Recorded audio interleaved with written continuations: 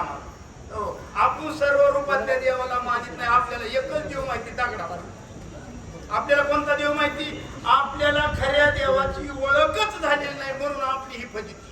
हो, म्हणून राम म्हणतो की सर्व रूपामध्ये मी असताना मला ओळखणारा फक्त तू आहेस आणि तूच मला सावध करू शकतो असा विचार. श्रीराम सुत प्रकाशक हनुमान झाला सत्ययेत सुखेचे स्वनिव सुख कपिनायक मारुती. हे हनुमानजी, वानराच्या एवढी जन्मून सुद्धा